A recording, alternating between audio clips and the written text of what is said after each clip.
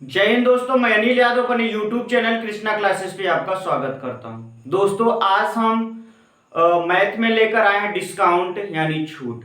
इस पर आधारित जितने भी क्वेश्चन बनते हैं हम आज डिस्कस करने वाले हैं। चलिए दोस्तों देखते हैं, पहले छूट के बारे में समझते हैं।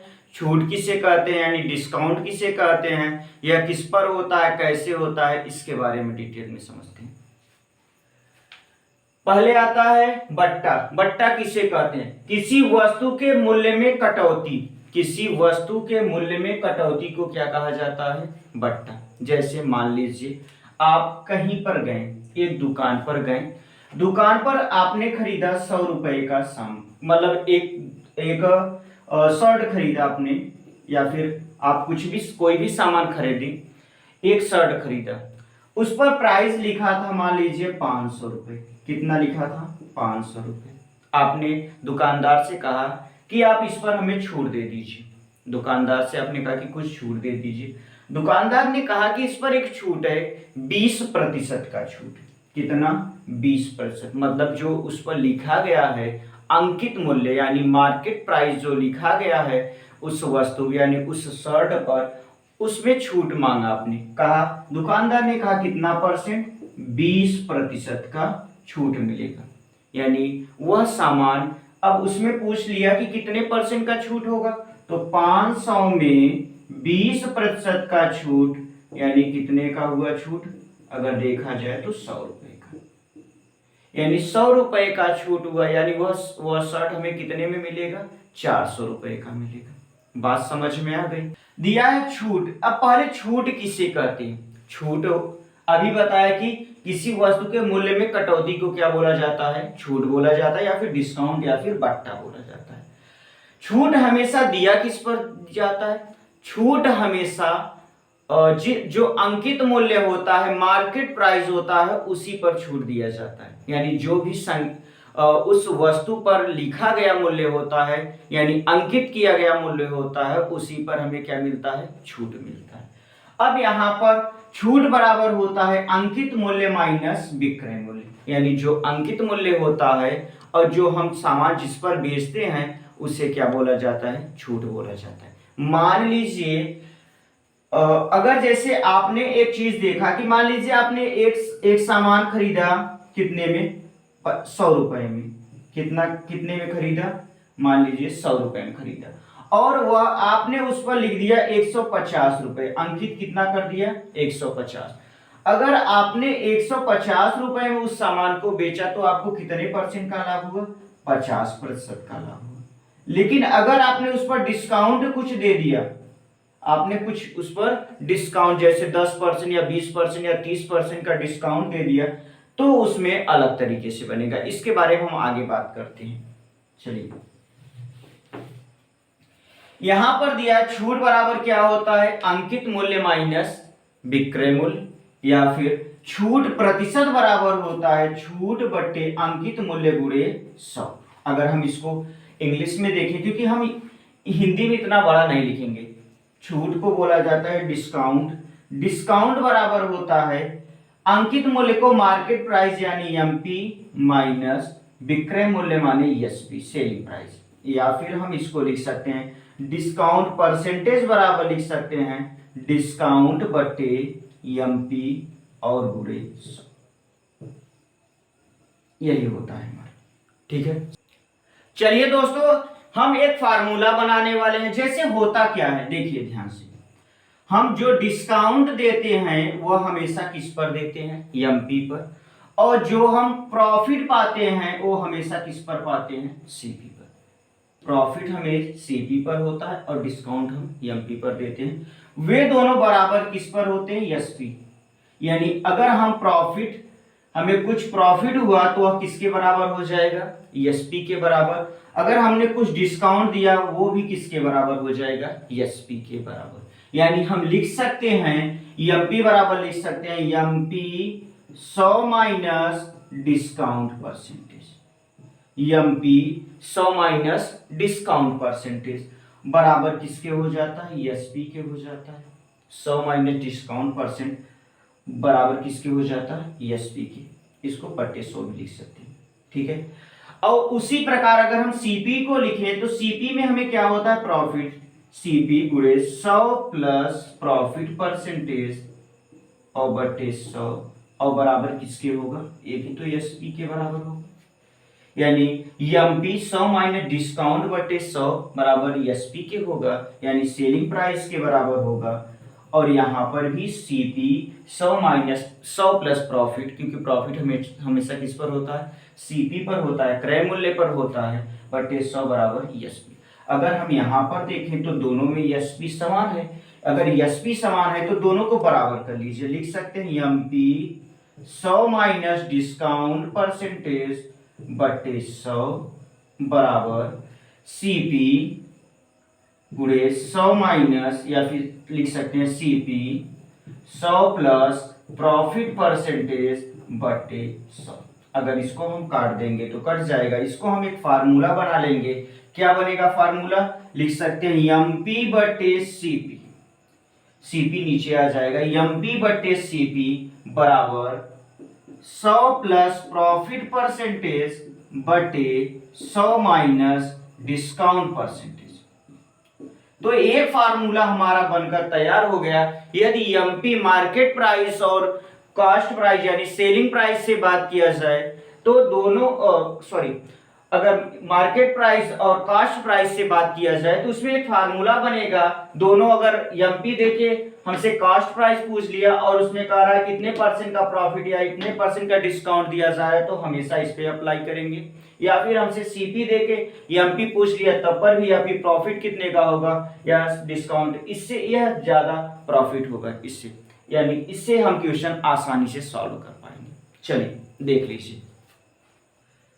चलिए दोस्तों अगला देखते हैं समतुल्य बट्टा पर आधारित। जैसे हम समतुल्य बट्टा कैसे निकालते हैं, समतुल्य बट्टा बराबर होता है x plus y plus x y बटे 100। अगर हमें बट्टा दिया जाता है तो x plus y minus x y बटे 100। यह तब संभव है जब इसमें कितने दिए गए हों, 2 बट्टा दिए गए हों। अगर 3 बट्टा दिया गया होगा तो उसके लिए हम दूसरा मेथड बताएंगे, दूसरा तरीका बताएंगे। इससे भी कर सकते हैं लेकिन इससे ज्यादा इजी तरीका बताएंगे। इसमें होता क्या, जैसे मान लीजिए आपने एक शर्ट खरीदा 100 रुपए में, 100 रुपए में एक शर्ट खरीदा, उसमें 2 प्रकार के बट्टे मिले। उसमें बोला कि एक 20% का बट्टा मिलेगा और एक 25% का बट्टा मिलेगा, एक 20% का बट्टा मिलेगा और एक 25% का बट्टा मिलेगा। तो क्या करेंगे, 100 रुपए का सामान है, उस पर 20% का बट्टा मिला, यानी हम इसको कह सकते हैं 20 रुपए, 20% का बट्टा का मतलब 20 बटे 100। अगर काटेंगे तो कितना आ गया, 20% की छूट, 20 की छूट हुई 100 में, तो हम 100 में से 20 कम कर देंगे, कितना हो जाएगा 80। फिर 80 पर फिर कितने का मिला, 25% का बट्टा, यानी 25 और बटे 100, 25 चौका 100, 4 से काटेंगे तो 20 आ जाएगा, यानी 20 ये भी आ गया। 80 में से 20 कम करेंगे तो 60, यानी वह सामान हमें कितने का मिलेगा, 60 रुपए का मिलेगा। वह सामान कितने का मिलेगा, 60 रुपए का। 100 रुपए का सामान अब हमें कितने का प्राप्त होगा, 60 रुपए का। यानी इसमें हमें यह क्या प्राप्त हुआ, हमें एसपी यानी सेलिंग प्राइस, यानी वह सामान हमें 60 रुपए का प्राप्त हुआ। लेकिन इसमें पूछा डिस्काउंट कितना हुआ, तो डिस्काउंट 100 रुपए से 60 रुपए का मिल रहा है, यानी कितने का डिस्काउंट हुआ, 40 रुपए का डिस्काउंट हुआ। यानी 100 रुपए का सामान जब 60 रुपए में मिलेगा तो 40 रुपए का डिस्काउंट होगा। लेकिन अगर वही 100 रुपए का सामान अगर हम कहते 40 रुपए का डिस्काउंट पे मिल रहा है तो यानी वह सामान मिलेगा कितने का, 60 रुपए का मिलेगा। चलिए दोस्तों, इससे रिलेटेड जितने भी क्वेश्चन बनते हैं हम बहुत सारे क्वेश्चन इससे देखने वाले हैं और समझने वाले हैं। हम इसको और भी इजी से इजी तरीका बताने वाले हैं, जैसे फ्रैक्शन विधि भी इसमें हम शामिल करने वाले हैं। तो आप लोग वीडियो में को देखिए। अगर आपको वीडियो पसंद आए तो उसे लाइक कीजिए, अपने दोस्तों के साथ शेयर कीजिए। दोस्तों अगर आप YouTube पर नए हो तो हमारे चैनल को सब्सक्राइब कर लीजिए, बेल आइकन को प्रेस कर लीजिए। चलिए दोस्तों पहला क्वेश्चन देखते हैं। दिया है एक वस्तु का अंकित मूल्य 1000 रुपए है जो 10% और 20% के बट्टे पर उपलब्ध है। वस्तु का विक्रय मूल्य ज्ञात कीजिए। यानी हमसे कह रहा है वस्तु का अंकित मूल्य यानी मार्केट प्राइस कितना दे रखा है 1000 रुपए। तो हमसे पूछ रहा है कि वस्तु का विक्रय मूल्य यानी एसपी पूछ रहा है एसपी। तो कितना अंकित मूल्य 1000 रुपए, उस पर 10% का डिस्काउंट दिया जा रहा है यानी पहले 10% का डिस्काउंट हम लिख सकते हैं 100 माइनस 10/100 गुणे दूसरी बार कितना 20% का डिस्काउंट यानी 100 माइनस 20/100। ठीक है, हम इसको लिखेंगे एसपी बराबर 1000। अगर 100 में से 10 घटाएंगे कितना बचेगा 90/100 और गुणे 100 में से 20 घटाएंगे तो कितना बचेगा 80/100। 1 2 3 4 1 2 3 4 यानी 4 जीरो खत्म हो गया। 9 8 72 यानी एक बगल में जीरो, यानी उस वस्तु का विक्रय मूल्य कितना हो जाएगा 720 रुपए। चलिए ठीक है, चलिए दोस्तों इसी क्वेश्चन को हम एक और विधि से देखते हैं। हमसे पूछ रहा है एसपी बराबर और हमें कितना दे रखा है 1000 रुपए। 1000 रुपए पहले 10% का डिस्काउंट यानी 10% का फ्रैक्शन कितना हो जाएगा 1/10 हो जाएगा। 10% का फ्रैक्शन 1/10 यानी 10 में से 1 रुपए की छूट दे रहा है यानी वस्तु मिल कितने में रहा है 9 रुपए में यानी 9/10। ठीक है, दूसरा 20% का डिस्काउंट दे रहा है यानी 20% का फ्रैक्शन हो जाएगा 1/5 यानी 5 में 1 का 1 कम दे रहा है यानी दे कितने का रहा है 4/5। अगर 0 से 0 काटेंगे कट जाएगा, 5 से काटेंगे तो 5 विसंगम सब हो जाता है। ठीक है, 9 चौक 36, 36 दूना 72, एक बगल में 0 लगा देंगे यानी 720 रुपए वह वस्तु का क्या हो जाएगा विक्रय मूल्य होगा। ठीक है, समझ में आ रहा है। चलिए दोस्तों अगला क्वेश्चन देखते हैं। दिया है एक साइकिल का अंकित मूल्य 5000 रुपए है। 10%, 20% और 30% के बट्टे पर उसका विक्रय मूल्य ज्ञात कीजिए। 10%, 20% और 30% के विक्रय मूल्य पर उसका बट्टे पर उसका विक्रय मूल्य ज्ञात कीजिए। तो हमसे पूछ रहा है यानी विक्रय मूल्य का मतलब एसपी पूछ रहा है। तो एसपी बराबर क्या हो जाएगा, एमपी कितना दे रखा है मार्केट प्राइस 5000, तो 5000 गुणे 10% का डिस्काउंट दे रहा है यानी 100 में से 10 कम करेंगे कितना हो जाएगा 90/100। हम इस बार डायरेक्ट लिख रहे हैं। फिर 100 में से 20% का डिस्काउंट दे रहा है यानी 100 में से 20 कम करेंगे कितना हो जाएगा 80/100। फिर कितना कर रहा है 30% का डिस्काउंट यानी 100 में से 30 कम करेंगे यानी कितने का हो जाएगा 70 रुपए का 70/100। अगर हम इसको काटेंगे तो 1 2 3 3 0 1 4 5 और 1 यानी कितने शून्य कट गए। अब क्या होगा, इसको इसमें गुणा करा दीजिए। 9 सत्ते 63 और गुणे 8 पंचे 40, यहां पर हो जाएगा 0, 4 तिहाई 12, 1 कैरी और 4 छंग 24 और 1 25 यानी 2520 रुपए उस वस्तु का क्या हो जाएगा विक्रय मूल्य हो जाएगा। उस वस्तु का विक्रय मूल्य कितना होगा 2520 रुपए। चलिए दोस्तों इसी को और दूसरे विधि से हल करते हैं। दूसरा विधि क्या दिया है, मान लीजिए पहले 10% को फ्रैक्शन में बदलेंगे तो कितना हो जाएगा 1/10। दूसरा 20% दिया है, 20% का फ्रैक्शन कितना हो जाएगा 1/5 और 30% दे रखा है, 30% का फ्रैक्शन कितना होता है 3/10। ठीक है, 10%, 20% और 30% दे रखा है यानी इसको हम लिखेंगे एसपी बराबर 5000 गुणे 10 में एक कम यानी 9/10, दूसरा 5 में एक कम यानी 4/5 और तीसरा 10 में 3 कम यानी 7/10। अगर 2 जीरो से 2 जीरो कैंसिल आउट हो गए, अगर 5 से काटेंगे तो 5 यानी यहां पर 10 आ गया। तो एसपी बराबर हो जाएगा, इसको कर सकते हैं 9 चौक 36, 10 गुणे 36 और गुणे 7 करेंगे, 7 छंग 42 और 7 त्रिक 21, 21 4 कितना होता है 25। यहाँ पर एक 10 दिखाई पड़ रहा है, यानी कितना हो जाएगा 25 20, उसका क्या हो जाएगा विक्रय मूल्य हो जाएगा। समझ में आ रहा है? चलिए दोस्तों अगला क्वेश्चन देखते हैं। दिया है किसी वस्तु का अंकित मूल्य 600 रुपए है, विक्रेता 20% का बट्टा देने के बाद भी 20% का लाभ प्राप्त करता है, वस्तु का क्रय मूल्य ज्ञात कीजिए। वस्तु का क्रय मूल्य पूछ रहे हैं। चलिए हमें क्या क्या दे रखा है, अंकित मूल्य यानी एमपी दे रखा है, और 20% का बट्टा यानी डिस्काउंट देने के बावजूद भी 20% का क्या प्राप्त कर रहा है, प्रॉफिट प्राप्त कर रहा है। यानी हम एक फार्मूला आपको बताएं कि एमपी बटे सीपी बराबर 100 प्लस प्रॉफिट बटे प्रॉफिट परसेंटेज बटे 100 माइनस डिस्काउंट परसेंटेज। यह फार्मूला हमने आपको बता रखा है कुछ थोड़ा सा पहले। एमपी कितना दे रखा, मार्केट प्राइस 600 रुपए, तो 600 बटे सीपी बराबर कितने का प्रॉफिट हो रहा है 20% का, यानी 100 प्लस 20 और बटे डिस्काउंट कितने का 20% यानी 100 माइनस 20। हम अगर इसको हल करेंगे तो क्या हो जाएगा 600 बटे सीपी बराबर 120 बटे 80।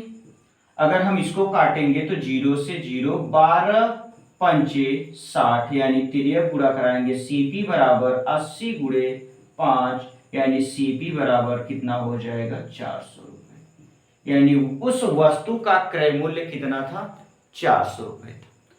चलिए इसी क्वेश्चन को हम दूसरे विधि से देखते हैं। चलिए दोस्तों अगला विधि देखते हैं। हमें सबसे पहले देखना है क्या क्या दिया है।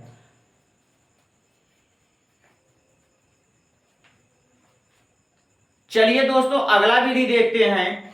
हमें देखना है सबसे पहले क्या क्या दिया है। जैसे एक दिया है एमपी और एसपी और क्या हो जाएगा सीपी। हमें पता होना चाहिए कि हमेशा एमपी पे डिस्काउंट दिया जाता है और सीपी पे क्या होता है प्रॉफिट।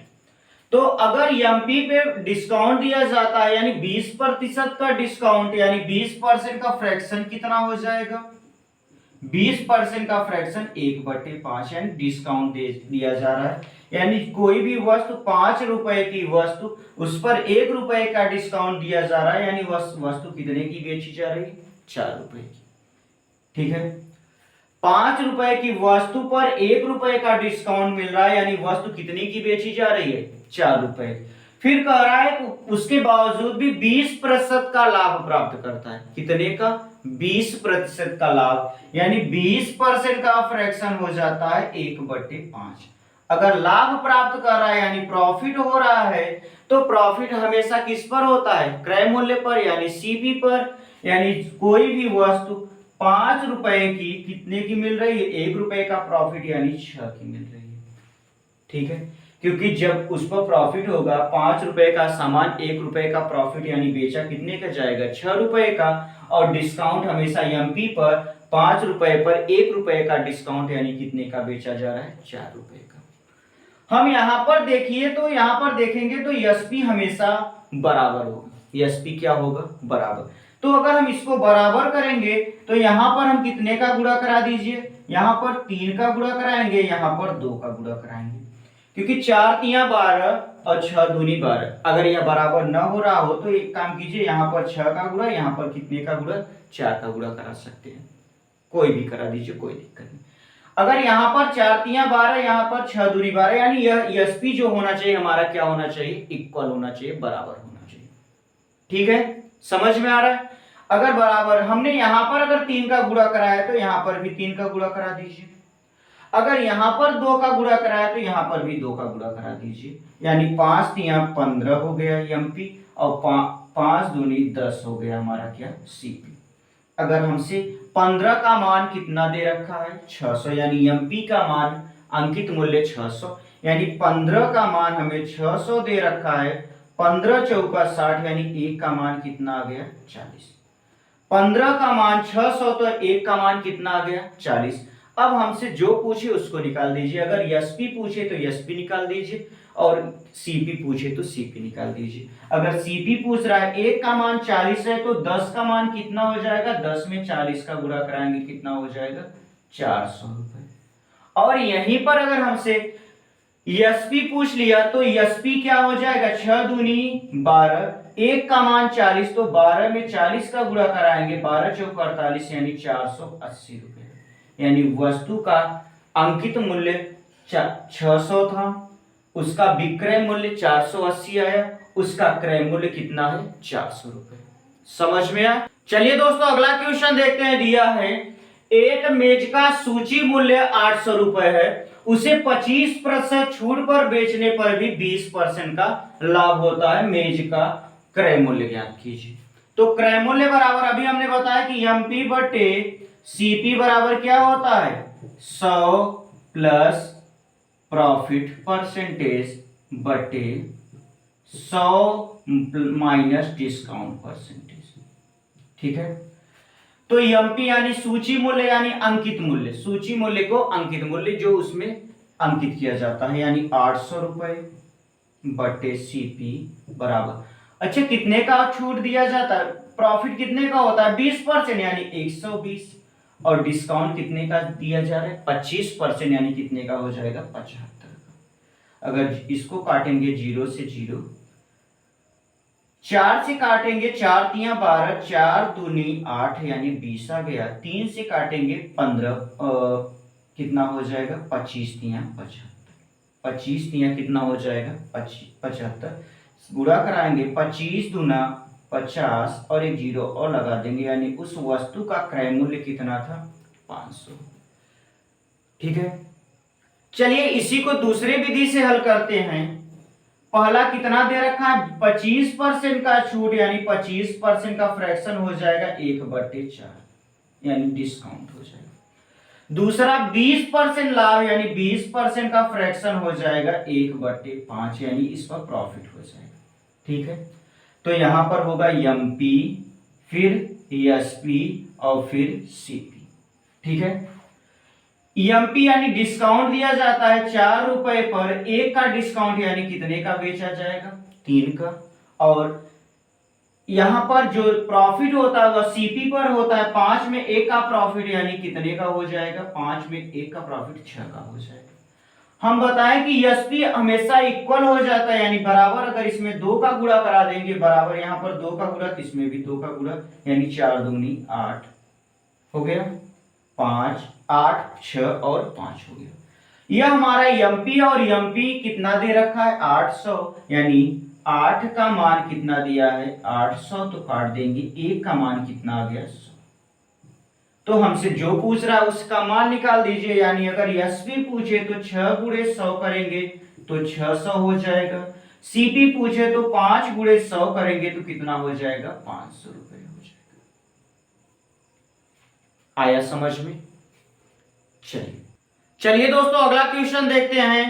दिया है एक साड़ी के अंकित मूल्य पर 20% का एक बट्टा देने के बाद एक व्यापारी को 12% का लाभ होता है, यदि उसका अंकित मूल्य 840 रुपए है तो साड़ी का क्रय मूल्य कितना होगा, यानी क्रय मूल्य पूछ रहा है हमसे। एमपी दे रखा है, एमपी कितना दे रखा है 840 रुपए, 840, सीपी नहीं पता तो सीपी लिख लीजिए।